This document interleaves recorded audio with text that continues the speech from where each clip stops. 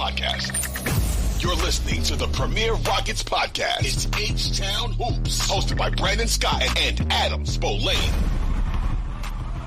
That's right. It is the H-Town Hoops podcast. I am Brandon Scott here with Adam Spolane, Austin Mendez handling things for us behind the scenes. We talked a little less than a week ago. Since then, the Rockets have split home games. They've won a game in overtime against, I don't know if they're still the arch rival, Utah Jazz. They're the arch rival of my childhood anyway, Adam. The arch rival, Utah Jazz, in overtime win at home. And then, of course, the loss to the Boston Celtics on Sunday. But the story that comes out of the weekend, and obviously in that overtime win, I would say the game-saving block comes from the rookie Amen Thompson. And then the story to me of the last couple of games is that the rookies got their first start against Boston. Now, I don't know how much our audience is into moral victories, but I did think that the Rockets did some things in this game that were, despite losing, that were important or much needed in terms of some of the things that we talked about in the last episode that they were lacking. But Amen Thompson and Cam Whitmore get their first starts. And Adam, hey man, I wanted to talk about Cam Whitmore before it was time and before it was appropriate. You know how high I've been on him, even going back to the draft. What were your impressions? I know you were in the building. What was your impressions of watching the rookies work? And then overall, just your thoughts on the effort that the Rockets gave, even in defeat against the Celtics, and of course that exciting overtime win against the Jazz. Yeah, so let's. I guess we'll start with the game on Sunday by itself first. And I think when you look at who they were missing, they're basically missing three of their best six guys. Van Vliet didn't play. Maybe not three of their best six, maybe three of their best eight. But no Van Vliet, no Eason, no Jeff Green. Like, those are rotation guys that you're without. And it's two of your best six with Van Vliet and Eason. So not having those guys, it hurt. And then when you get outscored from the 3-point line the way that they did, 17-10, I mean, that's 21 points right there. So they're back. So the margin for error is very small in that game. They competed though, and they got off to a bad start. They're down 15 at halftime. They gave up 30. They gave up 70 points in the first half, 46 in the second half. So the fact that they were able to compete in that game, I do think that it shows something, especially when they were as shorthanded as they were. Now, as for the rookies, I think Amen Thompson is showing some steps. Like he is making some gradual steps of improvement that I think are important, and I think that that's going to get him on the floor quite a bit as this season goes along. Offensively, defensively, I mean, he had 14 rebounds the other night, 5 assists. Defensively, he's good, and he's rangy and lanky and all that good stuff. He has the ability to get to the rim. He has ability to finish in traffic when he's at the rim. The shooting is a big issue. Now, they're not going to fix that overnight. I think that'll probably be a summer project for him, is how do we become at least passable as a jump shooter? Again, it's not good right now. Right now, it's pretty bad. He's got to work on that. But I think overall, like you said, he had the big block on Friday. I think that was a really big step for them, winning that game on Friday. Not to get off topic a little bit, but that's a game they probably should have lost. And when you think about it, Fred VanVleet fouls out with 2 minutes to go. They have been awful without Fred VanVleet this season. And so the fact that they were able to win a game without him, it showed a lot. And the fact that Ime Udoka was able to trust Amen Thompson to sub him in defensively, like Udoka loves offense for defense substitutions. Normally he doesn't have to do that at that point guard spot because VanVleet's solid at both ends, but he was more than willing to go with the Amen Thompson defensively, and it paid off. And I think I asked Thompson about this the other night. He said it did a lot for his confidence that Udoka showed him that faith. So really good with Amen Thompson. Cam Whitmore, you saw some holes. Yep. And I know that, listen, he has been a very good shooter. I think that he has been a much better shooter than I thought he was going to be at this stage. But when he doesn't make shots, how is he impacting the game? And he did not make shots on Sunday. He really didn't impact the game a whole lot. He took 7 shots in 27 minutes. He only made 2 of them, only had 4 rebounds, did not have an assist. So, like, if you're not going to make shots, what are you going to do to positively impact the game? I don't have an answer for that right now with Amen Thompson.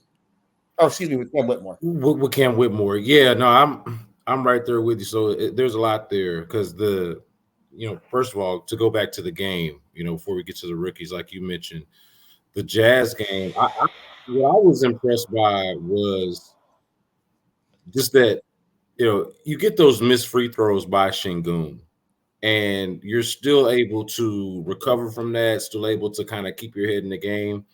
And, going back to the point I was making earlier about what they showed in both of these games, in the win and in the loss, was just sort of this attitude and this grit, this thing that seems kind of unquantifiable, but Ime Udoka talks about it, and you can see the difference in how they play when they're flat and when they lose.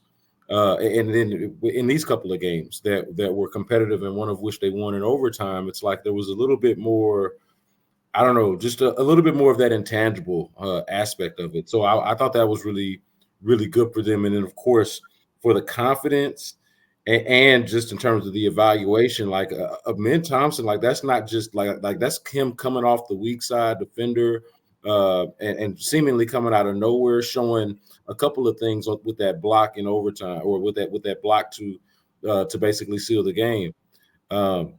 He shows to me the awareness, like this IQ that I think he's like shown, this awareness that's really, I think, on par for where you need to be for a rookie point guard.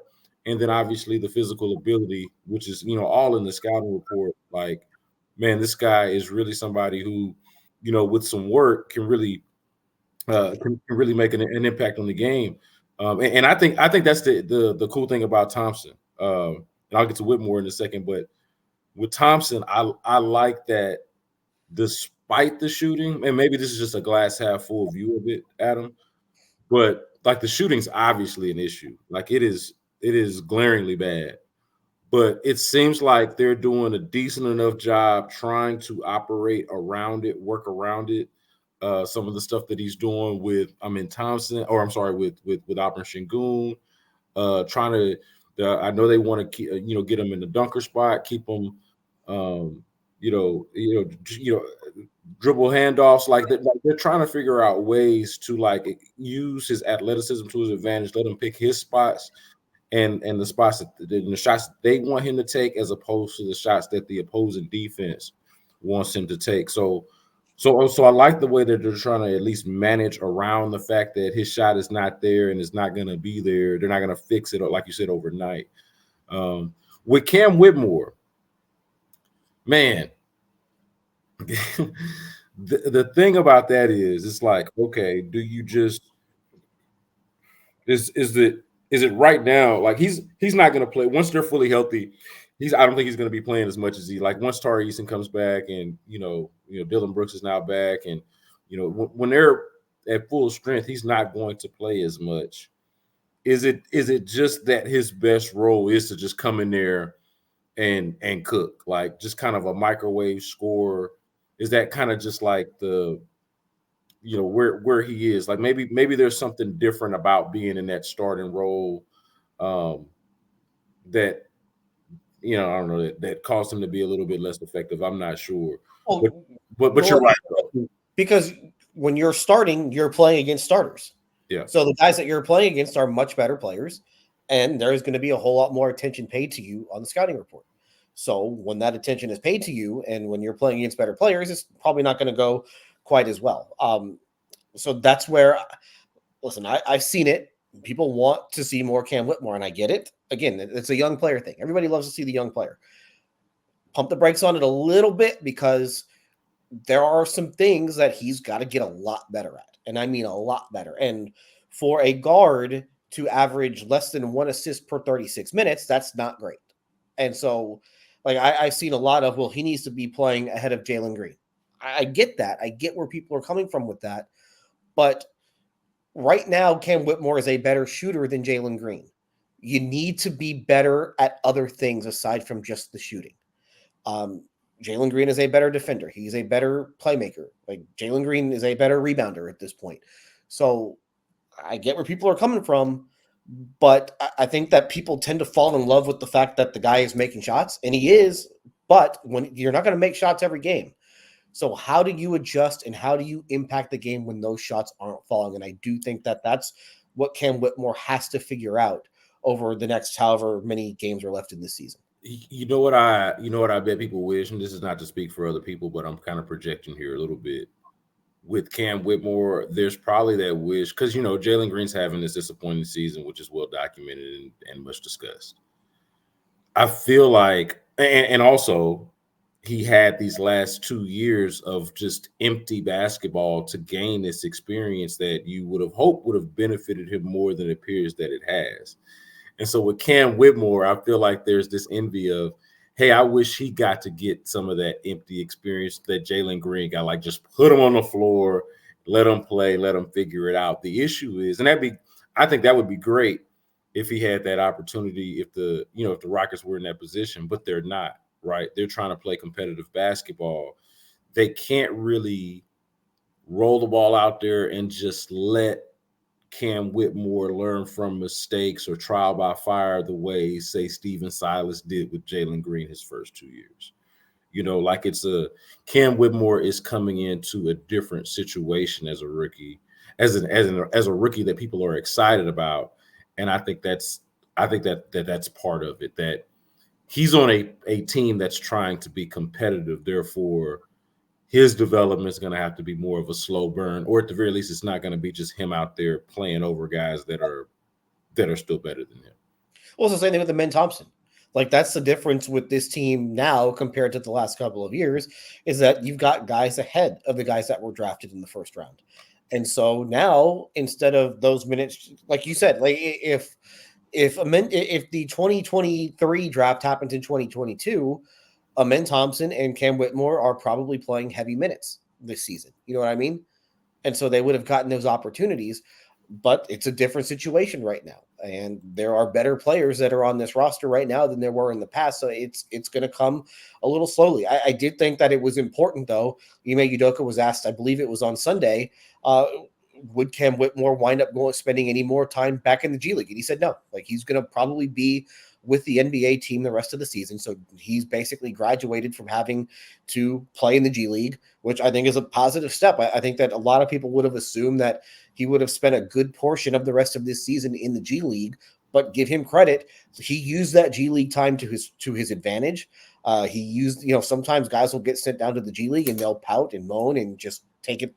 They will take it for the opposite of what it's meant to be, but he used those minutes to get better, and he used that time to get better, and it's going to keep him up here for, it looks like, the rest of the season. So I think that's a positive development, and they do trust him. I think that the fact that he's playing crunch time in some of these games shows that they have a whole lot more trust in him now than they thought that they would when the season started. So give him credit for that, but he got a long way to go. Well, since you mentioned Jalen Green and sort of this juxtaposition, this conversation about Cam Whitmore should play over him and all, like, let's point out here these last couple of games that we're talking about that Jalen Green wasn't great. And what do you think it says about, like, if we have all of these criticisms of Cam Whitmore, of how things need to get better and how he's not necessarily ready to be playing as crucial of minutes as maybe some want him to be, but like, what does it say about Jalen Green to be in a place where guys would prefer a player who's not even really better than him to be playing over him? Like to me, that's sort of an indictment on just where we are with that experiment or with that experience. Well, people see the shooting, and the shooting's been bad, and the shooting is a really big part of basketball, and they see a team that is struggling to score, and now you have this guy who's been a below average shooter really from all areas of the floor. And so that's like the first thing that people think of. Well, here's a guy who's shooting better than this guy. The guy who's shooting better is the one that needs to be playing. But there are other aspects of the game that matter. And I do think that one of the things, I thought this was important because I mentioned how Fred VanVleet did not play the last 2 minutes of regulation and overtime on Friday. I did not think Jalen Green would come back in that game. Jalen Green was subbed out with 5:13 to go in the third quarter. He did not shoot the ball well. But when VanVleet fouled out, it was Green who came back in. And it was Green who was basically the point guard. during those last 7 minutes, the last 2 minutes of regulation, and then the 5 minutes of overtime. And the Rockets offense ran pretty well during that stretch with Jalen Green running point. And I do think that shows just kind of the value that Jalen Green does have. Like, if it's like, could Cam Whitmore have come in and run point for the Rockets? No, of course not. And he shouldn't be expected to. He's been in the league for 3 months, and that's just not his strength right now. So the fact that Jalen Green is able to do more things, that's important. It's just that a lot of times those things don't necessarily show up on the stat sheet. Like, there's no column in the stat sheet for making the right read. You know what I mean? Like, that was the big thing that they talked about on Friday night after that game. I asked you, Doug, specifically, were there things that Jalen Green can build on in that stretch at the end of the game? And he said, yeah, he's making the right read. Like, we ran the same play 3 straight times. He made the right read all 3 of those times. Like, there's no column for that. There's no stat that says who leads the league in making the right read. Maybe we should come up with that at some point, but that sort of stuff matters. It's the little things that don't necessarily show up in the box score. Those count too. Yeah, no, you're 100% right about that. I do think that it's fair, though, that, I mean, because the reality of it is Fred VanVleet's hurt right now, but the reality of it, fine now, right. Well, I mean, he missed the last game. Like, Fred VanVleet's been banged up, the last week and change, or however long it's been, but he's also played an incredible amount of minutes, and he is their go-to ball handler. They're like their guy, and so the role envisioned for Jalen Green is to be the scorer, the shooter, and like you mentioned, the numbers are looking better, or have been looking better, at least for Cam Whitmore, as opposed to Jalen Green in the thing that he is expected to do. And by the way, the thing, as we've talked about, the thing that the Rockets are not good at or great at or struggle to do at times, which is put the ball in the basket, which is shoot. So like that nuance that you just provided is, I think, important, but also very easy to sidestep or ignore when you kind of just look at it like, hey, here's a guy that's supposed to be a great scorer, but he's not right now. Hey, here's a team that could really use more scoring or shot making or shot creation, and they don't have it right now. And then there's this guy that doesn't play a lot of minutes. Oh, he's, and he's a rookie, and the timeline is, different. You don't have as much, you're not jaded about this guy yet, so let's see more of him. I think that's part of it. For me, I just like the guys get down from the very beginning. So I just kind of want to see him play basketball, but that's sort of just kind of a side thing. But I do think that that's part of it, is the underperformance of Jalen Green as a scorer and the overall underperformance of the team offensively, and like wanting to see somebody rectify that, especially a young player. And I'll be interested to see with Whitmore, because he was a 34% three-point shooter in college. So I think he's at 38, 39% right now from three. Like, can he continue to shoot at that sort of a level with a deeper three-point line, with tougher contests? Like, can he continue to shoot this well, or is it just kind of a more of a small sample size at this point? So I am interested to see how that goes, and he's going to get like I said, he's going to play. He's going to get opportunities now. He's earned his way into that lineup. So I'm interested to see how that goes. Well, are you skeptical about the shooting? Because see, that's the thing that I'm more, I guess, like encouraged by, and I'm more skeptical of, and wanting to see will more playing time, and I don't doubt this, how much will more playing time help him with his shot selection and his discernment out there on the basketball court, and learning how to impact the game in other ways, like you mentioned, his defense, things like that, are the things that I'm really more like curious about. And I'm kind of like, now you got me thinking about the 3-point shot. I'm like, maybe that's like, to me, that's like the thing that I'm feeling like, okay, he's a better shooter than I realized, or maybe gave him credit for, especially just when I look at the numbers and then watch him shoot. Form looks good, everything looks good, so like I'm kind of high on that, on the shooting. I'm more so worried about the other stuff. Yeah, no, you're right, but it's my job to be skeptical of everything. So, yes. When it comes to shot selection, basically his shot selection is, I have the ball, I'm going to shoot the ball. It is, man. That's his approach. He played 27 minutes the other night and did not have an assist. Like, again, those are little things that he's like, the ball's got to move a little bit more when he's in the game. Yeah, no, man, it can be maddening. I think they're kind of, just to wrap up the idea of a Cam Whitmore, Jalen Green juxtaposition. I'm not trying to pit the Rockets' young players against each other. I want them all to reach their potential, but that is a noticeable difference of when Jalen Green got in the league, and even times now, which is kind of the frustration. You wonder, like, if he knows how good he is, or if he kind of understands how to use his powers. It's like, hey, man, you do realize that you should be able to manipulate defenses in certain ways. And, like, there's always been a feeling of Jalen Green didn't lack confidence, but somehow, this is me just speaking for myself, that Jalen Green didn't lack confidence, but more so lacked like an understanding for what his skills are and how they translate per se, and how dynamic he can be. Whereas Cam Whitmore is the opposite, where he might have an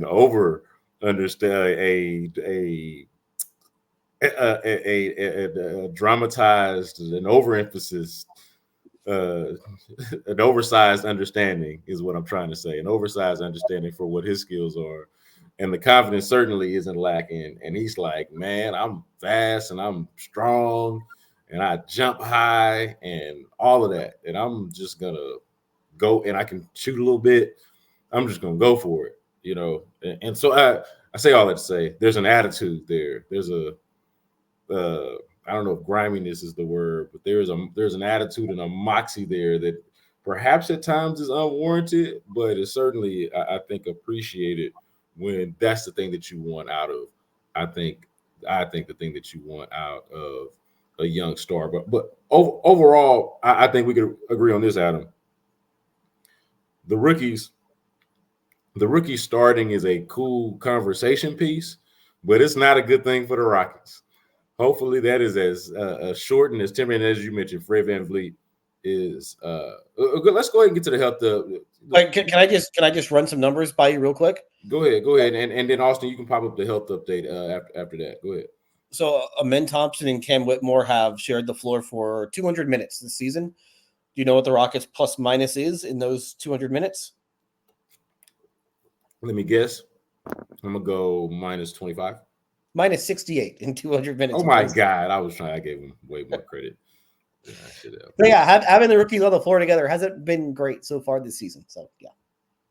All right, man. We're going to talk eventually here about the trade deadline and the Rockets' needs. We've hit on it before a little bit in some other shows. But before we do that, let's talk a little bit about the health, because that's what led us here, right? That's what led us to this moment with the rookies starting in the first place. Fred VanVleet with the back. Obviously, Tari Eason's been out. Jabari Smith had the ankle sprain in the Utah game, I believe. And so, of course, Dylan Brooks is back. But, they've been Jeff Green's out.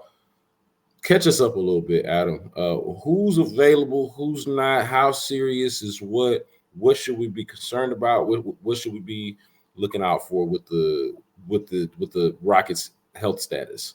So the guys that did not play on Sunday, that was basically just a one-game thing. Jabari Smith, Fred VanVleet, Jeff Green are not on the injury report for tomorrow night against Portland, so they'll play. Jalen Green is questionable he missed practice today because of an illness, so he's questionable for tomorrow. And then Tari Eason, it's the same thing. Not really. He was able to take part a little bit in today's practice, but which is a step. But again, there's not really a timetable on when he will be able to return.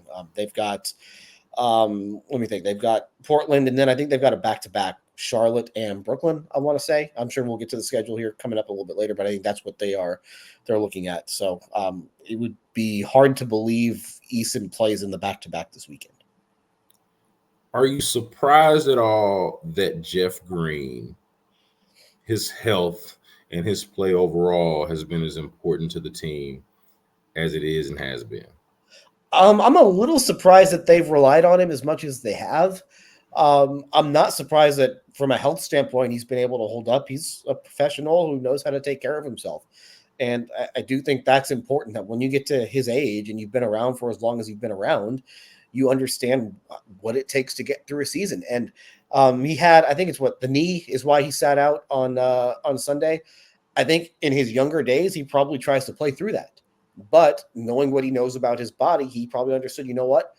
If I play on this, it's probably just going to make it worse. So let's not push it. And so I thought that was probably the smart way to handle it. So I'm surprised that they have leaned on him the way that they have. I think part of that is that Jock Landale hasn't been very good. And so he's kind of gotten those minutes. But I'm not surprised that he is like held up the way that he has. Yeah, no, and that's what I was getting at. Not that he's held up, just the fact that it's been as bad as it's been.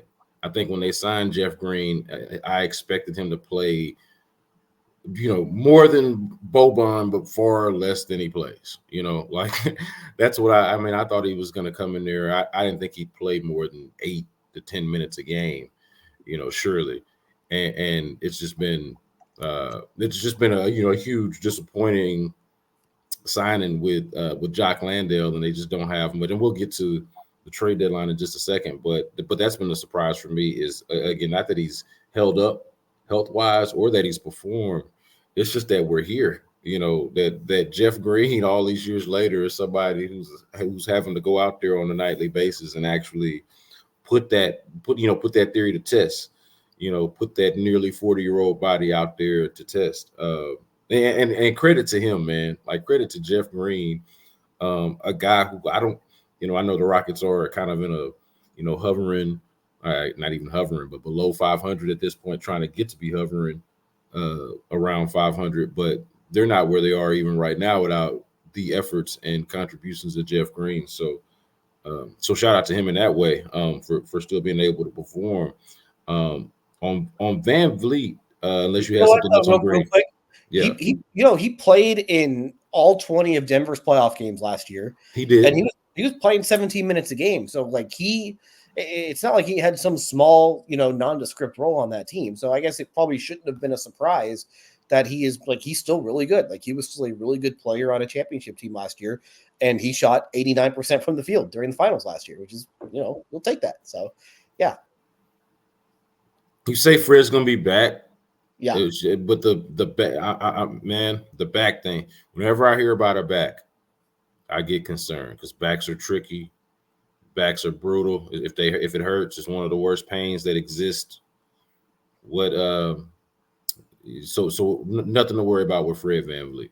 No, he said it's one of those things that happens. It impacts his shooting a little bit, but again, similar to Green, you sit Sunday's game, you get a couple days off, and then you play again on Wednesday. So I think that he just kind of knew his body and knew that he probably needed to take a day. And he has played a lot. Like, I think he's probably played a lot more than maybe people would have thought going into the season. Like, I think for a stretch he was leading the league in minutes. I don't know if he still is, but I mean, they have to lean on him just because when he comes off the floor, it gets really bad. And he's missed 2 games now. He had a thumb injury earlier in the year against Denver, second night of a back-to-back. Then he sits the second night of a back. Like, if you're gonna sit a game, it might as well just be the second night of a back-to-back. So yeah, he didn't seem too concerned by it. Yeah, I guess I'm trying to think about it now. Big picture though, the minutes are a bit of a concern, and I think part of it is like, what do you have behind him? It's a rookie, and it's Aaron Holiday, but if the rookie, going to our earlier conversation about Thompson, if the rookie is showing you that he can give you valuable minutes, I'd like to think that the one good thing to come out of it, if they're going to have to load manage, Fred VanVleet at times, or if he misses a game here or there, and Thompson's getting these opportunities, hopefully what's being revealed to them is that they can rely on him more, and maybe Fred VanVleet's not close to leading the league in minutes. I think ideally, this kind of developmental timeline is that at this point, halfway through the season, into the back half of the season, Amin Thompson is giving you quality enough minutes and is reliable enough to where you can keep. I don't want to say keep them fresh because they do need them out there, but keep him fresher to where they're not burning him out the way they had to earlier in the season when it seemed like they didn't really have much behind him. Yeah, I just wonder. It's hard with Amen Thompson when he's on the floor without Van Vliet because it just messes with your spacing so bad. Yeah, and their offense has not been good when it's been Thompson on and Van Vliet off, just because again it just shuts off a lot of the paint. So I do think that they want to try and have those two on the floor together. But we'll wait and see. I mean, again, we still got half a season to go. Jabari Smith Jr. is going to be back from the ankle maybe after the Portland game. Oh, he's playing. He's not on the injury report. He's not on the injury report. You said that. Okay. All right. He's practice today. All right, good. So, well, then that's good. That's better than I thought. It's better than I realized. Jabari, just a point on him. I think that's one of the between the good of Şengün and the disappointment of Jalen Green, and then somewhere in between there is to look at the free agency. I feel like Jabari is a really cool sidebar. Really just a really cool sidebar story. So for him to, him being healthy, I think is not just great for him, but important for this team because of what he offers them on both ends of the floor. Agreed. All right. So trade deadline. Needs ahead of the trade deadline. I'll just say this. I think the needs are pretty obvious. Backup center and some form of shooting, however you can get it. Obviously, positionless basketball these days, however you can get shooting, you'll take it. On the perimeter would be nice, but if you can get a shooter, names that I feel like are most popular that I hear about are, there was that Quentin Grimes report. I'm going to let you speak on all of this, Adam. You let me know what you think of some of these names out there. Quentin Grimes was a name one of the New York-based reporters mentioned as, the Knicks possibly shopping him and the Rockets being somebody interested in Quentin Grimes. Obviously, Quentin Grimes is a Houston area native, played at U of H, very, very familiar with Quentin Grimes' work. Been a really good player and a good shooter for the Knicks, would help him a lot. Clint Capella, a name that has come up. I don't know how realistic that actually is, but of course, somebody that we're obviously familiar with as the place that he started his career. There are other names out there. I would throw out, we're talking about the trade deadline, but Bismack Biyombo is still a free agent. We know what their needs are. What do you feel like is realistic? What would you be looking out for the Rockets as that deadline approaches in the next couple of weeks? So I don't really know what direction they will try to go in when it comes to adding at the deadline. And I do think they're going to try and add something at the deadline. I would be stunned if they don't. And just from what I've been told, the phones have been busy over there so far. They have the ability to do some things, though, just because you look at some of the contracts they have to trade. You've got Victor Oladipo's expiring. You've got the non-guaranteed contract of Jock Landale. Right there adds up to about a $22 million player. If you want to get even bigger, you can add Jayshawn Tate, who's got a player option for next year. That's another $7 million. Jeff Green has a player option for next year. That's $8 or $9 million. And then there's Jalen Green, maybe, if you are ready to call it quits on him. That's another salary that you can add to this thing. So they have the ability to stack up contracts to get someone. I don't know what direction they are looking to go in. They have draft picks to trade. They have their own pick in 2028, their own pick in 2030 that they can trade. They have Brooklyn's 2024 first round pick that looks like it's going to be a lottery pick. They've got Brooklyn's 2026 first round pick that we'll have to wait and see if that's a lottery pick at this point, but that could be a lottery pick just with the way that the Nets are headed. So they have things to offer. It's just a matter of, do you see anything that is worth, giving up something important for? I don't know the answer to that at this point. I do think that for them, adding a big would be important just because I don't know how much they want to keep playing Jabari Smith and Jeff Green at center. I just don't think that it's great when it's one of those two guys playing center. You give up a lot physically when that happens. So adding a center to me would be big. Somebody like Quentin Grimes or one of these other, I've seen, Buddy Hield has been thrown out there. I don't know. Like, do you want Quentin Grimes getting minutes ahead of Cam Whitmore? Do you want, you know what I mean? Like, you got to think about your own guys that you're trying to develop at the same time. So that's why the center thing makes a whole lot of sense, because they don't have anybody else on the roster that you're taking away minutes from if you add a center. All right. So you threw something out there that's going to make me be a little bit reckless here. But I mean, we've already done it. I know exactly where you're going, and I'm pretty sure we've already done this in the last few weeks. So let's just do it again. Wait, I don't think you know where I'm going with this one, or maybe Okay. maybe you do. But this is, so I'm seeing out there that, just rumors. I don't know how legit this is. Like, I've seen Donovan Mitchell's name out there. Donovan Mitchell makes $32 million a year, give or take.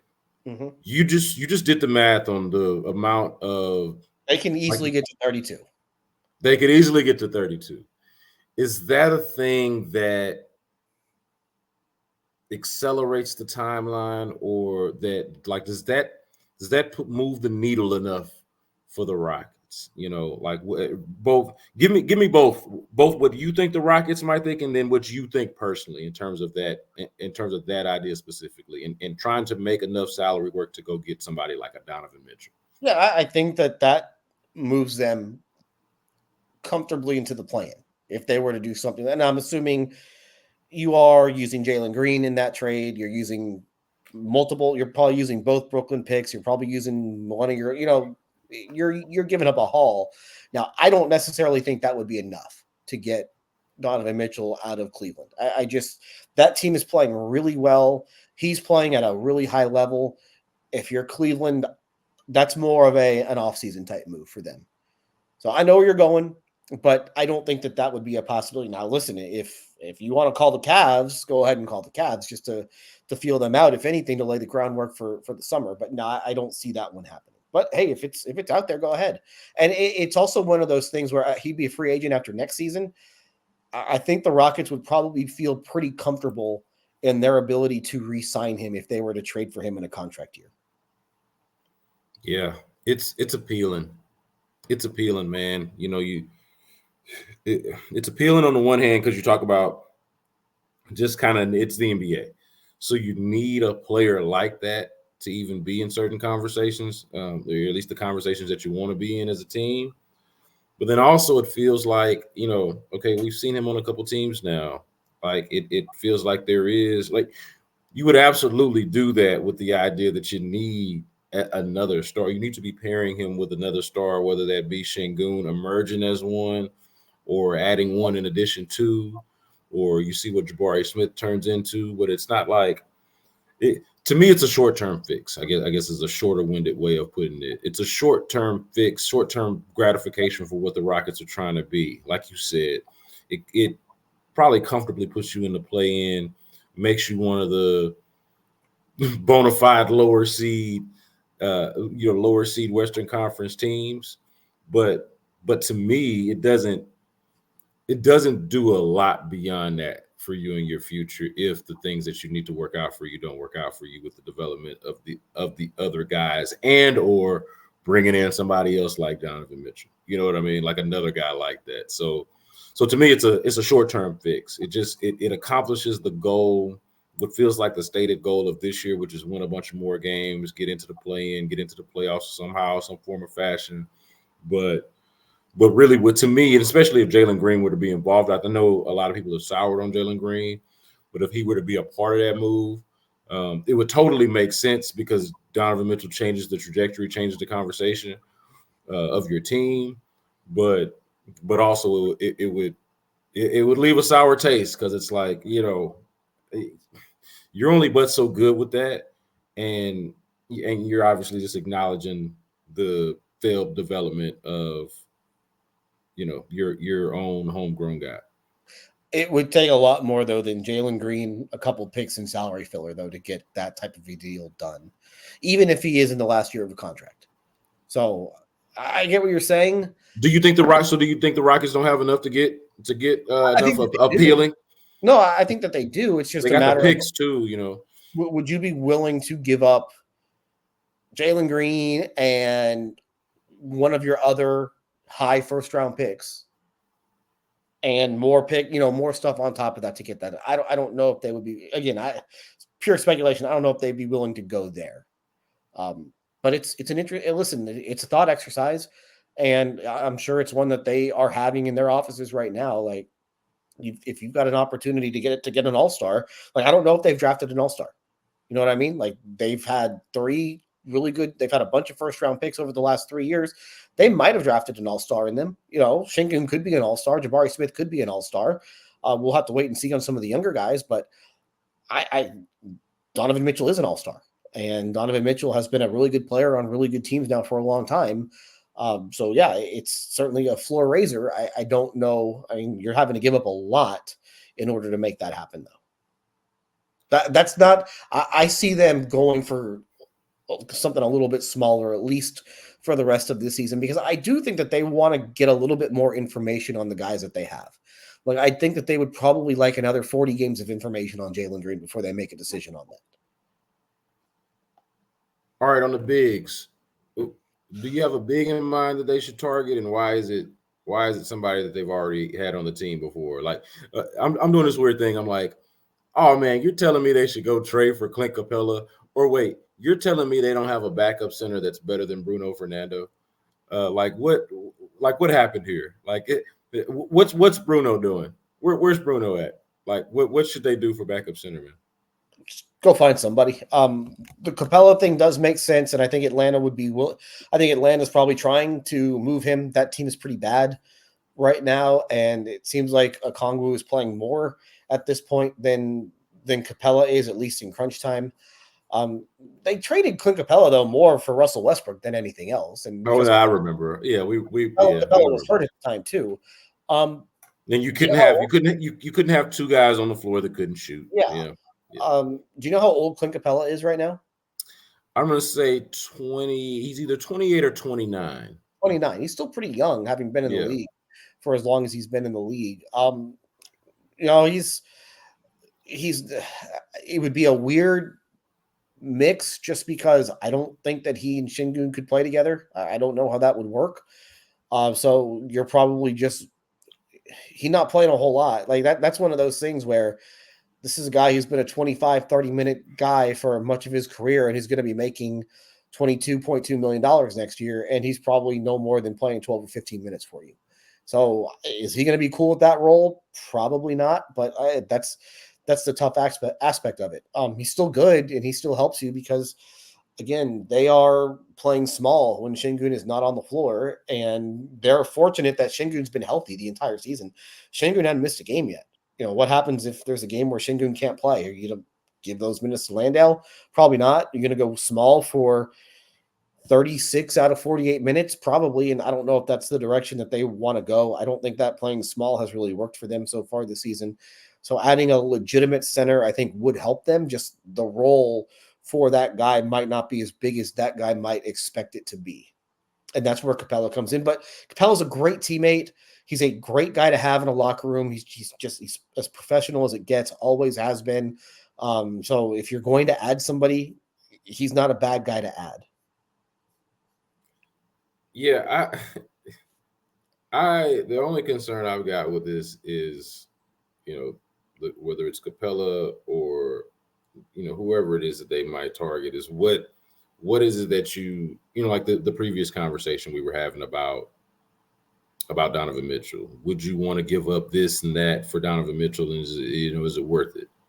Well, that's an easier sell because you realize that, Donovan Mitchell changes the conversation, like I mentioned before. But I'm concerned about what you might give up. And I don't have a great sense for this. Maybe you can talk me off the ledge here. But I'm concerned about what you might give up for a backup center. Like you said, Clint Capella's not playing much. Is there that concern at all? The risk of being a little bit too desperate to give up too much. I don't know what Atlanta's asking for Clint Capella, but I don't want to give up too much just to get a guy who's going to play 15 minutes a game, if that. I don't think you'd have to give up much at all to get Clint Capella, just because I think Atlanta would love to be able to get the $22 million off their books for next season. So if anything, you're doing the Hawks a favor by taking on that $22 million. You might be able to get them to attach something to make that happen.